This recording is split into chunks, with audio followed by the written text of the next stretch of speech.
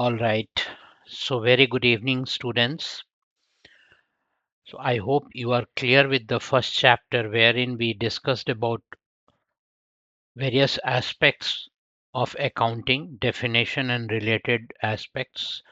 Now, before we move on with the practical problems, it is important for you to understand the basic accounting terms.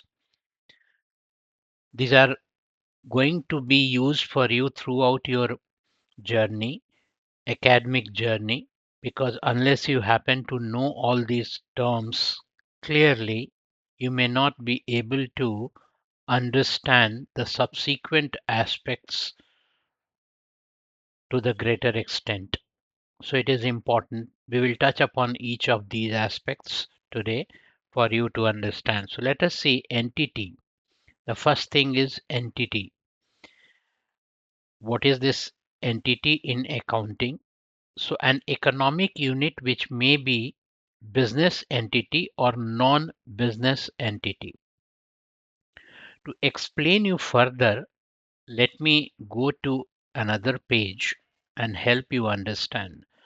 Let's say in your colony or nearby area, Mr. X, who is a businessman, he wants to start a stationery business. He has assessed that there are 1,000 families around and there is no stationery shop nearby. So he thought of investing into opening a new stationery shop. So let's see, this is his stationery shop. Okay, this is shop. So if you see, there is back portion and this is the front portion. So would be some chairs sitting, the owners and few of his staff would be sitting. There will be rack wherein you will see there are some book shelves wherein books are kept, stationery items are kept as per the utilization of the space that he has taken.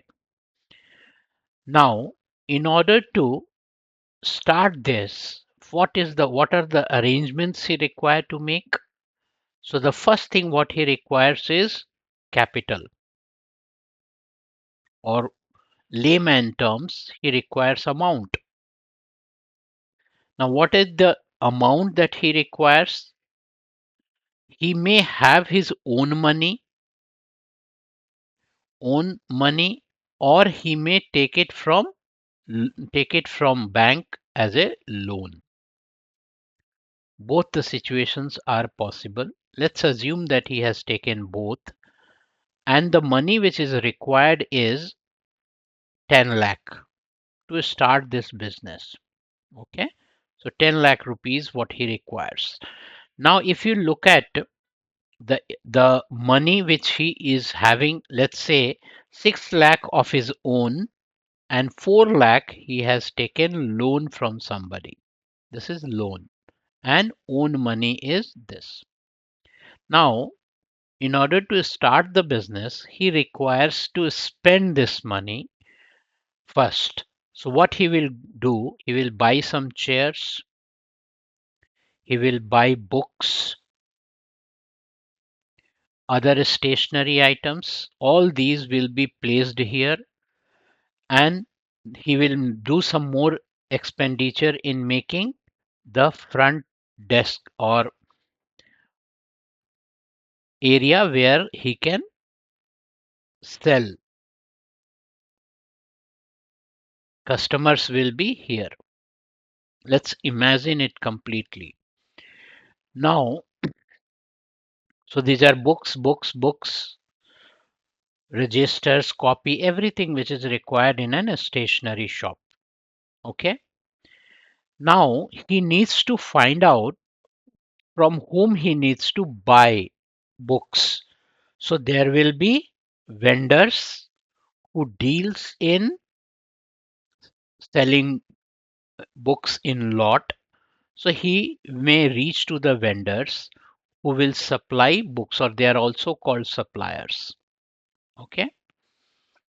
Now he will whom to sell. So this is buying and there is selling. Whom to sell. So there will be neighbors, so community people who would be coming to the shop, or there may be schools nearby. He has understood there are 5 schools. So all these schools he may approach to sell his stationery items as per the requirement. So these are the, so he has decided that whom to sell and who is going to be the buyer. There may be some to whom he can sell either on credit, means they may not be having money that point of time, no money, or they are seeking for some credit period, so he can go there to seek for the credit. He can, if he will, if he is willing to, he can allow them a credit period, say 20 days, 30 days, 40 days, depending upon his understanding about the credit leverage that he can pass on. Similarly, he can also buy books on credit or maybe cash as well, depending upon his choice, or as per the availability of the fund. So we have seen that to start this stationery shop, what he requires, he needs to have these shop. First of all, this shop, there is, for shop there is a rent which he is supposed to pay. He requires who is going to supply him the books, who are likely to be the individual buyers, the community people, who is likely to be the bulk buyer, which is the schools nearby or offices, even he can supply schools or offices. All right. Keep this premise in your mind, and now let us understand each of the terms which are there in our chapter today. So, entity. Understand that shop owner or the firm owner, first thing, he has kept the name of his shop as, say, ABC Stationery.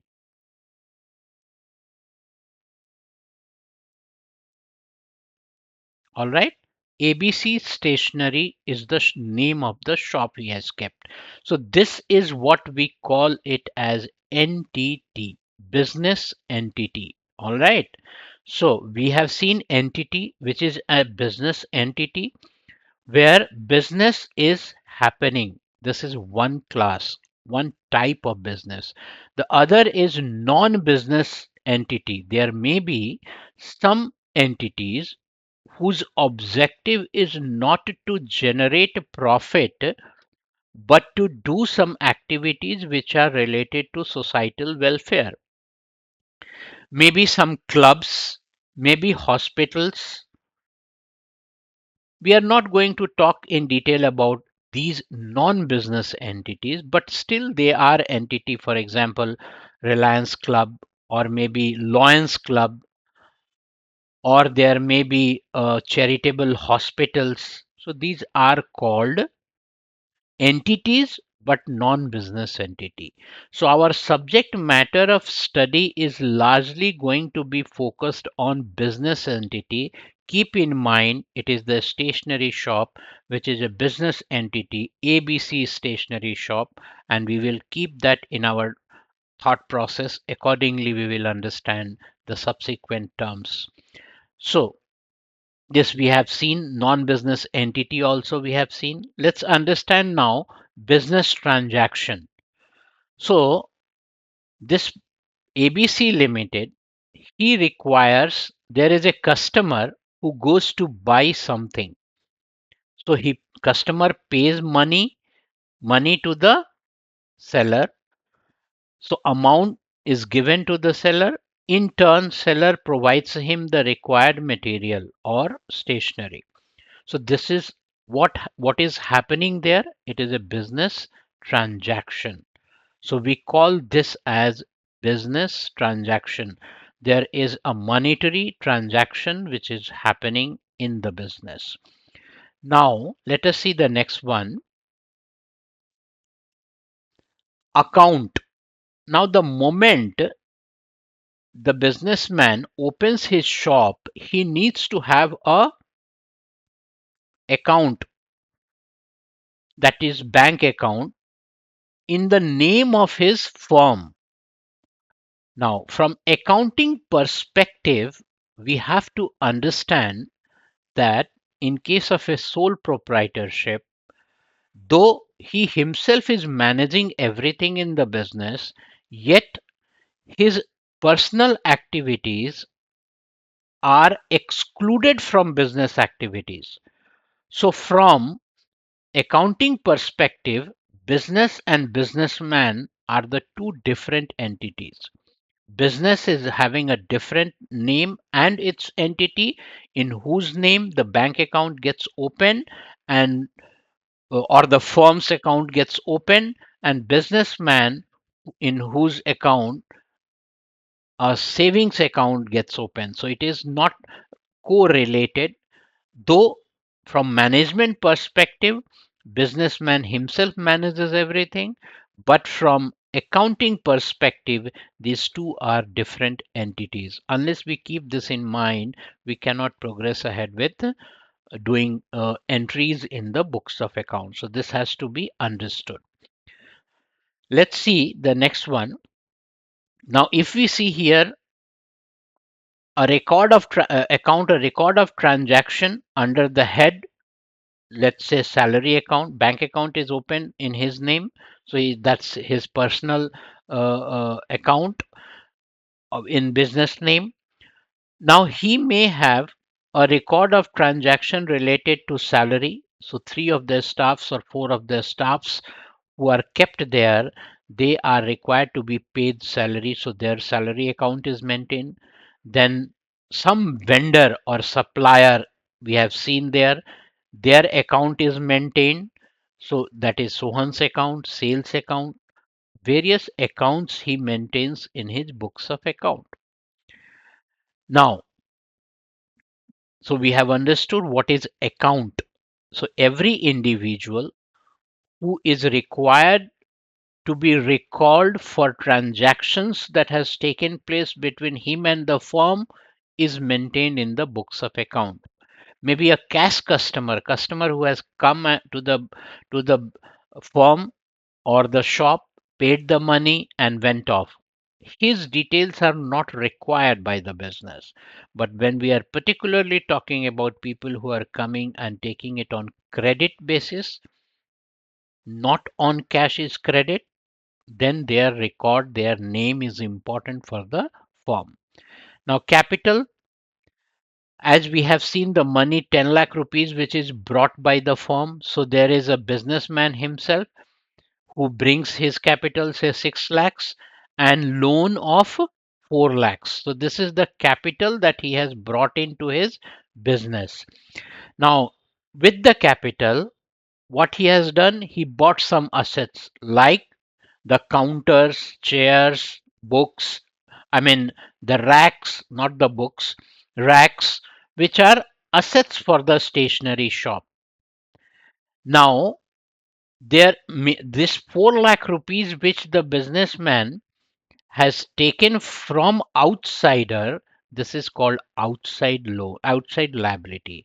6 lakh of his own plus 4 lakh which he has taken from outside is called capital, but there is business owners fund as well as outsiders fund in the terms of liabilities.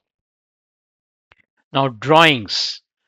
As I said that business and businessman are two different entities in term from accounting perspective. So it is important to understand that drawings are termed as or understood as personal uses of firm's money or assets is to be denoted by the term called drawing. So if the money is taken from business by the businessman, it is drawing. When the money is brought in by the businessman to the business, it is capital or outside liability. All right. Now, liabilities, internal and external, we have understood. Now, there is further bifurcation, which is current and non current liability. So, we have to understand that if any liability which is there, and if it is to be paid within 12 months time period, 12 months, then it is called current liability. Non current liabilities, which requires more time, maybe 5 years, 6 years, 5 years time or 6 years time, this is a longer period duration liability, so that is long term. We are talking about current liability and non current liability, which is long term. Now let us understand the assets. Now when we talk about assets, we have already seen what are the assets there. So economic resources of the entity which will give benefits in future, like book sales, or where the books are kept, that is an asset. Counter which is bought is an asset. Electricity, fan, AC, everything which is required in the firm or a stationery shop there in our example is termed as asset, and this helps the businessman to run the business effectively, which gives him revenue or results thereafter. Now again it is termed as current asset, which is within 1 year we can convert it into cash. The objective of current asset is to convert it into cash. So kept for resale or conversion into books which are kept in the shop is meant for selling it and getting it converted into cash within 1 year, such as goods, debtors, bills, receivable. Debtors we will also understand a little later. From whom money is to be received is called debtor. On credit sale, if you are selling on credit, money is to be received, then they are called debtors. Bill receivable, though not in syllabus, but it is equivalent to debtors, who gives in writing that he will pay certain sum of money on a particular date. Now non-current asset, not meant for resale, such as fixed asset, as we have seen in our example, counter, chairs, bookshelves, these are not meant for resale. These are meant for to be kept in the firm itself, and that is why they are fixed in nature. Tangible, it may be tangible means which we can see through our eyes, or intangible like goodwill, good name. A particular stationery shop which you must have experienced in your locality may have good name in the locality around. Everybody, if at all thinks of buying stationery, he thinks of going to the that particular stationery shop. So this pull of customer, auto pull of customers, because of the existence of name for the longer period of time, is termed as goodwill, and that goodwill also has a value in terms of money and entered in the books of account. So but they are non current assets, intangible non current asset which we cannot see, yet it helps in growing business for the firm. Now fictitious means imaginary. So assets coming into existence by an accounting entry, it does not exist, but it exists because of entry. So very important example, which is deferred revenue expenditure. What is deferred revenue? Deferred means postponed. Now what is this? For example, the businessman, the stationery shop, in order to make people aware that there is a new stationery shop that has opened in the locality. He does some advertisement. Say, let's say 10,000 rupees of advertisement. Now, benefit of this advertisement he is not going to get in the first year itself. No, he will get it. Benefits are going to be pervasive year after year. So therefore, he may treat this 10,000 rupees out of 10,000. Let's say if he thinks that for 5 years he is going to get the benefit of this advertisement, so 1/5 of the advertisement expenditure he will treat as expenditure for the current year, and 4/5, 1/5 means 2,000, and 4/5, which is 8,000 rupees, he will consider that this expenditure as an asset which he has invested in terms of advertisement, and he will keep it in the asset side of the balance sheet, which we will study later. But understand for this point of time that he will keep that as an asset, and year after year, 2,000 each year he will consider as his expenses, because this 10,000 rupees of expenditure which he has incurred on advertisement is going to give him inflow of customers for consecutive 5 years. That is why it is considered as deferred revenue expenditure, which is written off, means considered as expenses. That is a technical term which we use to use which is used in accounting, write off. Now receipts, revenue receipt, sale of goods and services. Every time when he is receiving money and selling goods, that is revenue receipt. Capital receipt, sale of fixed assets.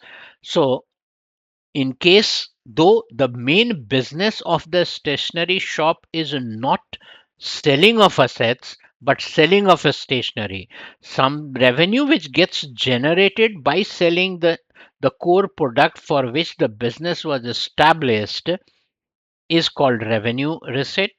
But there may be some assets which are owned by the firm which it sells it, and he gets some profit or receipt out of it. That is called capital receipt. In our example, after 5 years time he thinks that the counters have gone old and he wants to make a change, he will sell it. The receipt that he is going to get is not to be treated as his revenue receipt. It is not a receipt that is generated because of the core business he has done, but because of selling of his fixed assets. So that is capital receipt. Now expenditure. So there is a revenue expenditure, very similar nature. Expenditure, revenue expenditure means the expenditure, the benefit of which the businessman gets in the year of, in the that particular current financial year. Capital expenditure, the benefits he is going to get of this expenditure for more than one financial year. It is called capital expenditure, or a longer period. Or deferred revenue, again the income which revenue expenditure, we have seen the advertisement expenditure because it has this expenditure, benefit of which the businessman is going to derive for a longer period of time. I hope this is understood. Now there are expenses as well. So we are seen in the example, he spends some money to get something for the get books for the business. So amount spent to earn money, or he has paid salary, so that is an expenses. Or there may be prepaid expenses or outstanding. What is prepaid? Say insurance premium of the firm, which usually is charged per annum. Every year there is an insurance premium for fire, theft, general insurance. Now, supposingly it gets due on if the accounting period for the particular firm starts from 1st April, say 2020 to 31st March 2021. Okay, 21. Let's say this is the accounting period. And 1st of July, 1st July, he buys, he pays a premium. So premium which he has paid on 1st July for 12 months. Okay. So 1st July till for 12 months the premium is paid. But his accounting period gets closed on 31st March. So March means April, May, June. 3 months premium is going to be treated as expenditure in the next financial year, and 9 months premium is to be treated as expenditure for the current period. So that is how what is called the amount which is paid and the benefits are going to be received later or prepaid. So for the next year also the premium is paid. So 3 months premium, if supposingly 12,000 is the total premium per annum, so 3 upon 12 is equal to 3,000 rupees is to be treated as expenditure for the next year, and 9,000 is to be treated as expenditure for the current year. So this is prepaid expenditure. That is what is said here, prepaid. Outstanding, if supposingly salary is to be paid monthly 10,000 rupees. So annually it is 12,000, 1,20,000 rupees. Now, if only 10 months salary is paid and we are closing our books on 31st March 2021, till then 2 months salary is outstanding. That is what we call 2 months salary is not paid yet. So this is an outstanding, is a liability for the stationery shop or a firm. Now, I hope this is understood. Expenses, revenue, inflow of cash received or receivable which is already received or it is yet to be received in normal course of business, that is business related transaction. In our example, stationery, books, registers, receipts from sale of goods.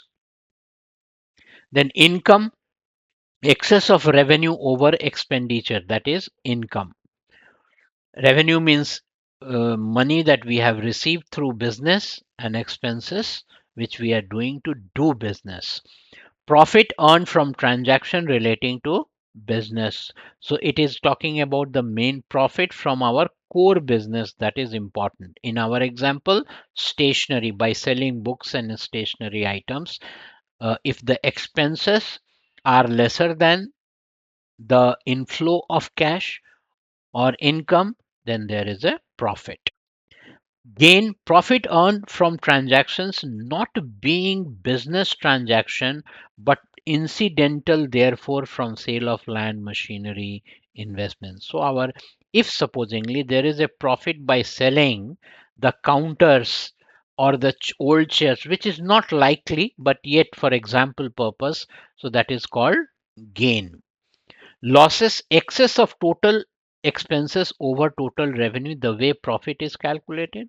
If expenses exceeds the revenue, then it is to be treated as losses. Now, purchase, purchase of goods to be manufactured or resold. So purchases, for example, in our example, books which are purchased, they are purchases.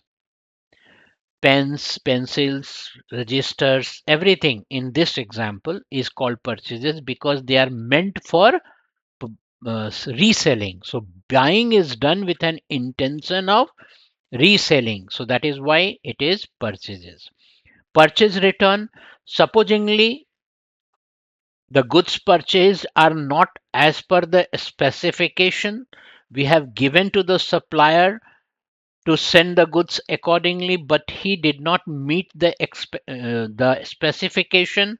In that scenario, it is to be treated as purchase return. All right. Sales, we have understood when a customer goes to the stationery shop, pays money, takes the goods, or in our example, it is the stationery item. That is sales. Sales return, if supposingly he did not like the product or maybe he found something faulty in that, he wants to return it to the bookshop owner, so he can visit the bookshop and it is return if it is returnable. Revenue from operation, from sale or goods or services, whatever we do, our core business, if anything that we get generated is called revenue from operation. Now, goods we have already understood, that is books, stationaries are books, are uh, goods for the stationery shop. But if supposingly it is a furniture shop, which is whose main business is furniture, and if he buys some books to be kept at the counter for the visitors, this is not called as goods because that is not his book business. Stock, inventory, opening stock and closing stock. So let's say if we are preparing a monthly closing, so there will be opening stock, means on 1st January of that month, of 1st January of that particular financial year, if there is 10,000 rupees of stock which are there, then this is the opening stock at the opening of the month. And on 31st January, if the same stock, if sales and purchases during the month has happened and the stock valuations supposedly comes down to 5 lakh 5,000, so this is our closing stock. All right. Then trade receivable. So here we have seen debtors. Debtors are the people who are supposed to pay money to the firm, who have bought on credit. For example, in stationery shop example, if the schools have negotiated for a credit term of 1 month, means books supplied to the schools, school will pay after 30 days time, so they are called debtors for the firm. And bills, if they have given a, or in writing a commitment, which is bill receivable, so that is again we call it as, treat it as a receivable. So both put together, if in our question both are given and we are asked to find out the trade receivable, we need to see what is the amount of debtor and bill receivable. If bill receivable is not there, debtors are trade receivable. Similarly, trade payable, so creditors and bills payable, means creditor here, the vendors from whom we buy books. Vendors, all right. So they are the people, if we have bought on credit, we have not paid money at the time of buying, then they are called creditors of the firm to whom the money is to be paid, and they are we are liable to pay, and that is why we treat them as liability. All right. Then comes cost, expenses, purchasing, or expenses on purchasing and or manufacturing. So there may be books which are bought requires to be transited from the vendor's place to the firm. So transit expenditure is associated with the book, and this is to be added to the cost of the books for deciding the selling price. All right. Then vouchers, so evidence of transaction having taken place. You must have experienced when you buy something from a shop, then he gives you an invoice, or he gives you a cash memo that he has received a cash, or if it is on credit, he raises an invoice so that the buyer is aware how much of money he is supposed to pay, or bills, debit, credit notes. We will study these all later as well. So, debit note or credit note, receipts, accounting and accounting vouchers. So, these are the source of vouchers we have seen, that is cash memo or invoices, bills. Then comes the accounting vouchers, which are, it is prepared from the source voucher. So these are your source vouchers, basis which accounting voucher is created. So it is prepared from source voucher showing account heads debited and credited. So that means from whom we have to receive money, whom we have to pay money, basis the source vouchers, the final person from whom money is to be received or paid, we can enter in the books of accounts. Now, discount, trade discount, and cash discount. Now, this is something which we will study as well later. But trade discount here, for your understanding at this point of time, say supposingly, if the book shop owner, he advertises or communicates that if you buy, say, 100 pencils, I'll give you 10% off. All right. So that means this is a trade discount. He is doing something in order to promote his sales.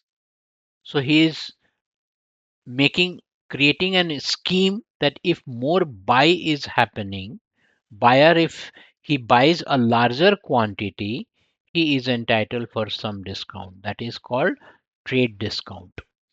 This is not entered in the books of account, because if supposingly a vendor has given an offer to the stationery shop that if you buy 100 books, set of books, then I'll give you 10% discount, and the book price, and the price is, instead of say 10,000 rupees, 10% off, which is 1,000 less, then 9,000 is what the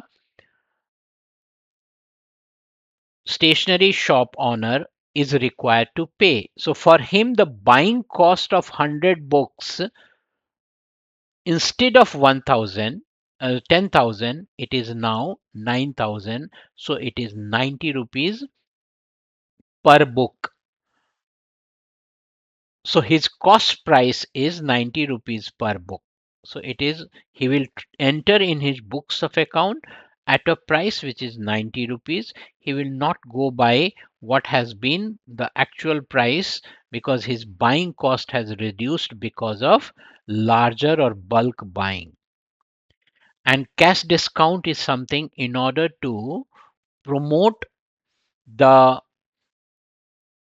debtors to pay prior to the due date, so that there is some cash discount. For example, the school has bought, say, 1,000, 1,000 or 10,000 rupees of books, all right, which is to be paid in 30 days time.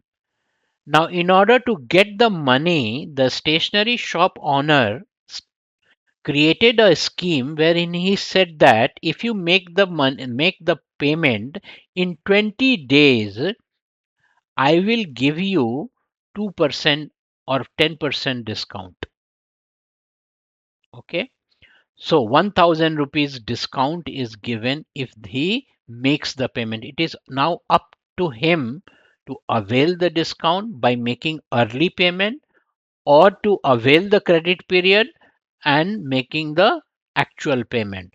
So if the debtor avails this facility given by the shop owner, then this discount of 1000 rupees, which is to be considered as an expense for the shop owner, so he will treat it as an expenditure.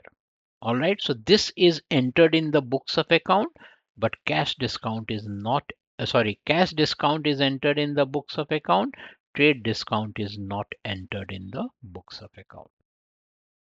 There are some more terms like rebate, you must have heard of. So it is a reduction allowed in the sale value due to, say, poor quality. So an order 100 books have been received by the stationery shop owner, but out of which, say, two books which are little damp by water or moisture, so he complains to the supplier and he says that, okay, I will not charge for these two books. So this is again is called again a rebate given to the shop owner by the vendor for poor quality of delivery of books done to the stationery shop owner. So this is what is rebate. Bad debts. So debtors who are not likely to pay money to the supplier, these are called bad debts. Money receivable is not going to be received is called bad debt. So debtors who are bad is called as bad debt. In our example, supposingly school says this 10,000 rupees which is due to you, we are not able to pay you and we will not be paying you. Though it is not a scenario, but for understanding sake. Or for example, if somebody, an individual who bought, say, 5 books on credit and he said that he will pay the next month and he is not traceable, maybe for 6 months time, this is a bad debt. So bad debt, it is depending upon the understanding of the shopkeeper. If he thinks that now this money is not going to be received, he will treat that money as bad debt and consider it as an expenditure. I hope it is understood. Balance sheet is nothing but a set of assets and liabilities. These are, it is to be reversely written. I'll just do it. So here we write liabilities and here we write assets. This is called balance sheet. We will understand this all greater detail. So liabilities, which are nothing but the firm has to owe to outsider or insider, like capital or loan or salary outstanding, everything which is liability here. Assets, like in our example, the books which is closing stock or counters or say air conditioning and air conditioner, whatever is bought by the businessman to run the business, then it is to be treated as asset. So we have, I hope this is understood. Let's see now next.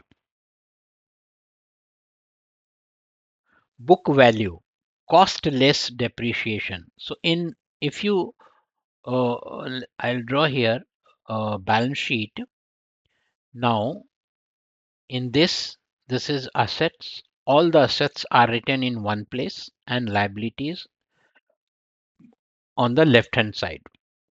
Now let's say assets which are written here, uh, in our example, the counter which was bought in the stationery shop costing, let's say, 10,000 rupees, its accounting, though physically it is there, but accounting perspective, every year we are charging depreciation, means decrease in the value of fixed asset due to its continuous use is called depreciation. So every year 1000 is deducted and actual value of the asset which is appearing 9000. So this is the there is a decrease in the value of fixed assets because of its continuous use. So that is what we have seen. Cost less depreciation is the value, book value. So this value is called book value. All right. Now, books of account, which is books in which transactions are recorded or transferred, posted in journal or ledger, that is books of accounts. We have already seen the accounts which are every individual's account or expenses account that is prepared. So wherever we keep these transactions recorded are called books of accounts. Now credit. Right side of an account is credit side. So this is balance sheet. There is another account, let's say salary account. So we have debit side, left hand side is debit side and right hand side is credit side. So this credit is denoted by CR, debit is denoted by DR, and this is account. There will be amount written here, particular date, everything, but for your understanding at this point of time, salary account, there is a debit side and there is a credit side. Debit side we have seen, depreciation we have understood. Entry recording, that is recording, the first we are recording in journal. This is journal entry we do, so this is recording, and then the entries are posted to ledger. Subsequent accounting activities take place. Insolvent. Now people who are having, those who cannot pay their debt, they are called as insolvent people. Insolvent. So if supposingly the book owner who started the stationery business bought books which he has not been able to sell, so there is no revenue generation. After some years, he was not able to repay the vendors or creditors who have supplied him books. So he declares himself as insolvent, not a bankrupt. The other word is bankrupt. Okay. Then solvent, who are able to comfortably pay the dues or the debtors, they are solvent people. Proprietors are the owners, we call them in owners. This may be sole proprietor, that is single person owner.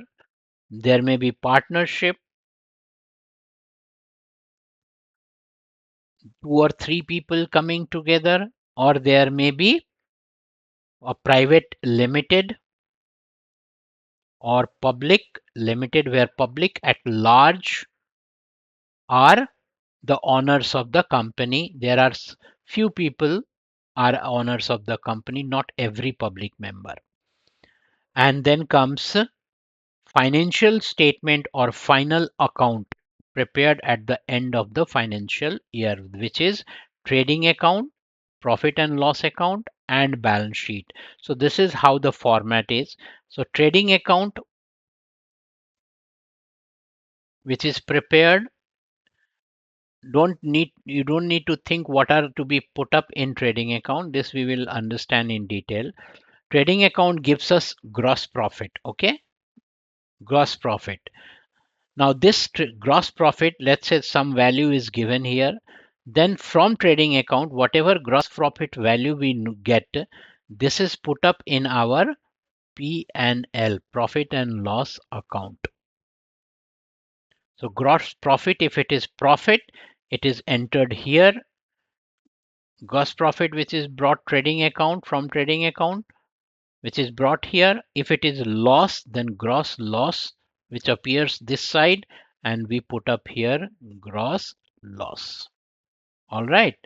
Then there is net profit. So when we close this account, we get net profit. So when we close this, we get net profit. So this is our net profit or net loss. After treating all the expenditure, there is net loss.